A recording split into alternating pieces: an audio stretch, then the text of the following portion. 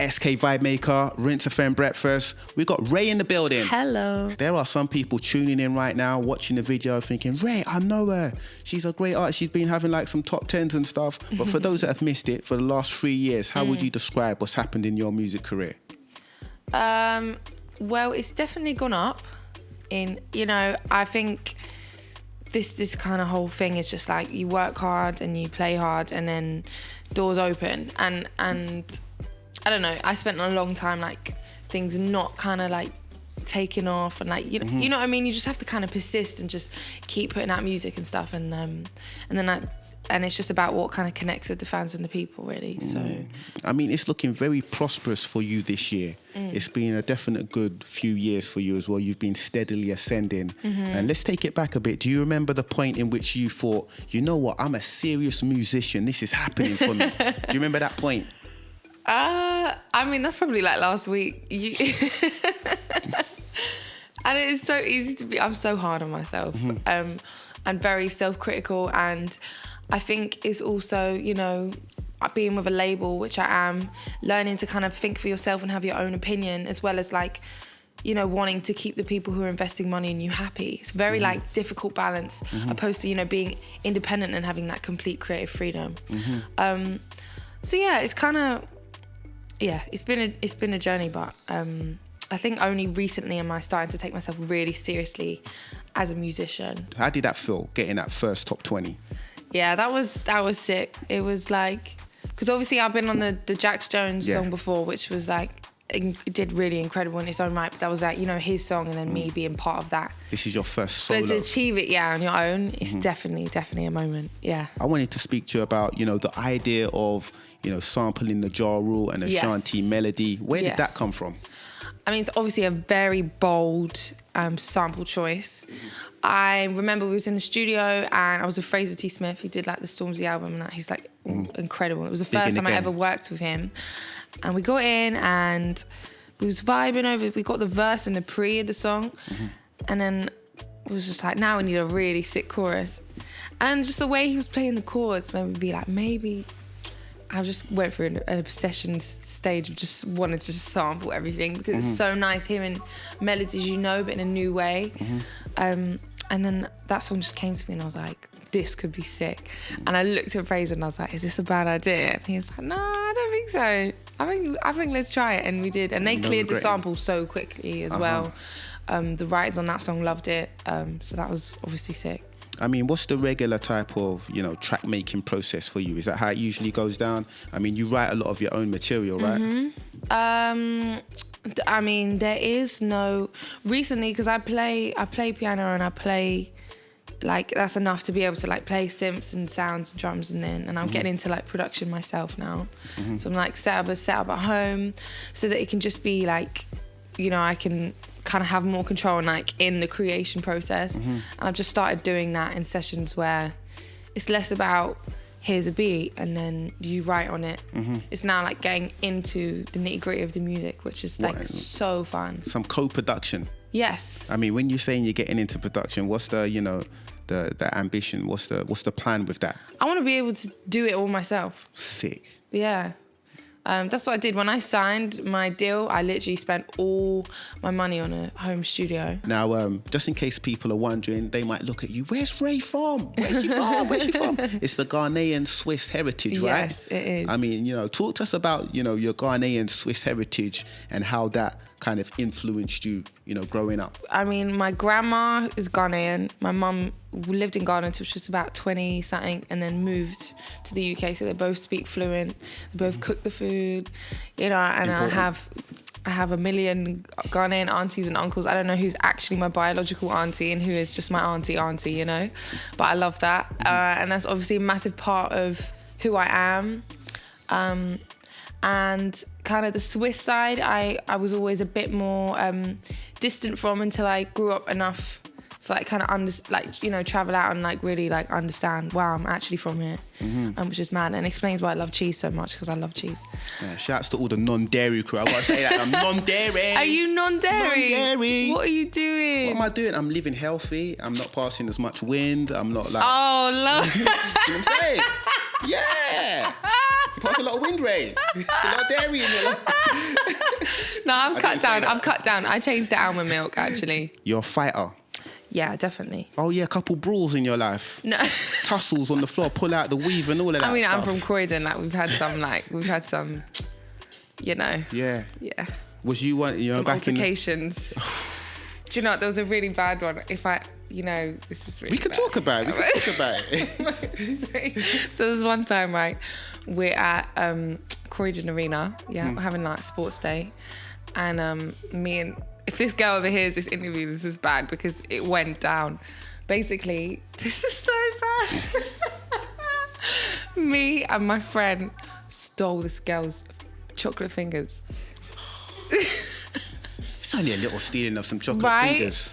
So we was eating the chocolate fingers in the corner, like eat them all gone. We're like, quick, get rid of the box, gone. And then all of a sudden, she's ratchet to this girl that we stole it off. I don't know what we was thinking. She come over. Did you steal my chocolate fingers? I was like, no, we didn't. And it literally got to like weave, toilets. I know, but you broke some rules, man. There's nothing worse than a thief and a liar. No, it was bad. So you stole and then you lied. But I'm admitting it now, you know. Way later. Yeah. Did you admit it at the time though? No, of course not. Okay. Of course not. No, in hell. Literally, a toilet seat come off the toilet. Like, that's... What do you mean? Whose head went in the toilet? It went down. Really? I didn't push anyone's head in the toilet, I'm just saying. Did you learn the piano when you was at Brit school? I learnt piano I was maybe 11 or 12. And that's actually because I found out to better your chances of getting into Brit, you should be like at least grade 4 in an instrument. So I was like, okay, Dad, I need to get grade 4 in piano. Have you been co-writing with any big American artists? Yeah, I've been writing with John Legend, which is absolutely crazy. Yeah. And we've done some stuff which I think is gonna come out. I don't want to say it, but doesn't. But like, as far as I'm aware, you will be hearing some stuff. Nice, man. I mean, how did you blag those sessions, man? Right. There's a producer I work with in the US called Blood Pop. He did Sorry by Justin Bieber and a lot of other bangers. He's amazing. And I've been doing a lot of work with him for my project, for my kind of next stuff. And he had a session with him and he brought me in. And then we just all really clicked and just made some really sick stuff. I mean, everybody doesn't get in there with John Legend on some co-writing studio sessions and that, man. How has that been? It was really weird. The weirdest point was like when he was like to me, this is John, being like, give me your email so that we can share this like Google document or something so that we can all see the lyrics we was writing. And then I just look at my email and it's like, John Legend has invited you to this. And I was like, wow, this is really weird. We just played Check featuring Kojo Funds. Yes. Well, Kojo Funds featuring you. Yes. I mean, how did that song all come together? This is the maddest story, right? Okay. Tell us, we like a mad story. This is a weird story. All right, so... Oh, mad and weird. Well, yeah. So I roll up to some studio and I'm working with these guys called Vades, and I'm just there, and then there's literally, I'm telling you, me and about 10 men of African descent, like, and then just me. So they're all Ghanaians. I'm really happy. I'm like, yeah, Ghanaians everywhere. Fun. My heritage, loving it. And then 2 of the people in that room who I know now was Kojo Funds and Young Bane, but I didn't know who they were at the time. This was like 2 years ago. Okay.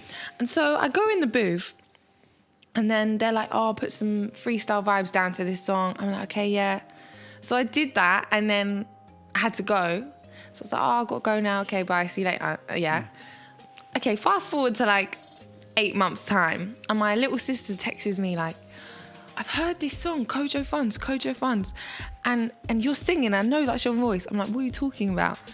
So she plays me this song. I'm like, what? She texts it to me. Apparently all the kids have been like texting it to each other. And I'm like, what on earth? And I remember they just literally took my freestyle that I'd done. Like, I wasn't saying any lyric, that was just a freestyle. Yeah.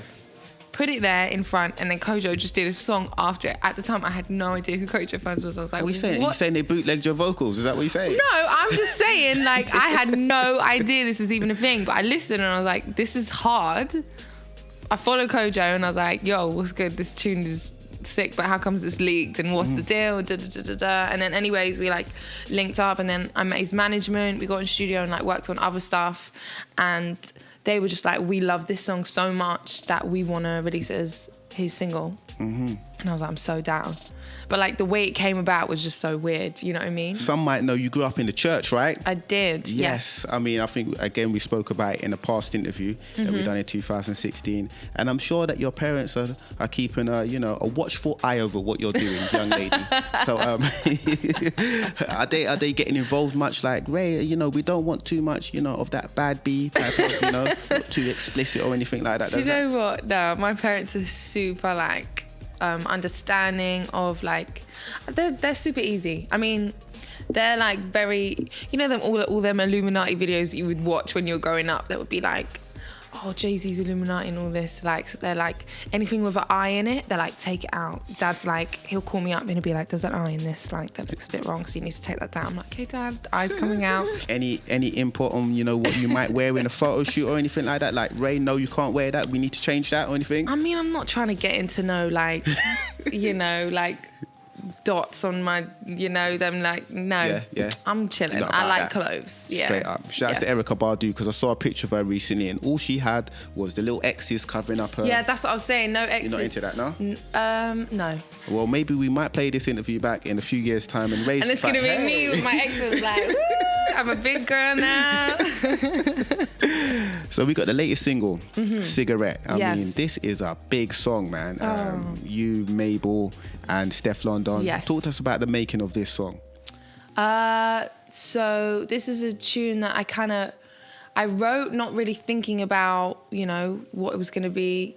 And I was like, it's got a really cool hook on it. And but it's missing something. So I called up Mabel and Steph. And I was just like, oh, I've got this song. I was thinking we could do like a girl collaboration thing. The B-Girl gang. Yeah, I feel like girls don't collaborate enough in the UK. So I was like really excited, and they were both so down, and we literally all got in the studio. I already had my verse, but like Mabel and we like wrote her verse, and then Steph just got in and just did her thing. Yeah. I'm bad for your love. I'm your cigarette. Yep. I mean, are you a smoker? No. I mean... Why are you looking at me like that? No. I'm not. No, they looked like there was honesty in the eyes there. Yeah, I'm not. I mean, if you smoke, it's okay. I just don't smoke. You're saying you don't smoke? I don't. I like that line, though. I mean, you get busy with the, there's some lyricism in there. Yeah. I mean, what's the school of writing for you? Who did you study when you was, becoming a songwriter?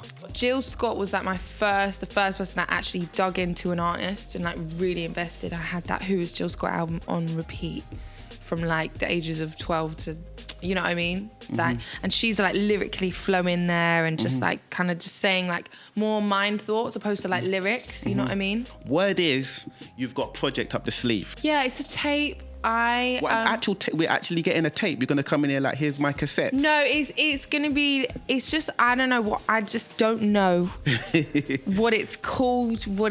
I'm just need to tie the ribbon on the present. It's a project. It's a project. Yeah. Yes, and it's got obviously Cigarette's gonna be on it and Decline's on it as well. And then there's just some really cool songs that I really love. And I've got some really special collabs on there too. Special collabs? Yes. Tell me, without saying, what makes a special collab? Special people. Special people. Artists. We are looking forward to that. Yeah, that's coming soon. It's been another big one. Myself, SK Vibemaker for Rinse TV with Raye. Big up SK Vibemaker for having me here and Rinse TV.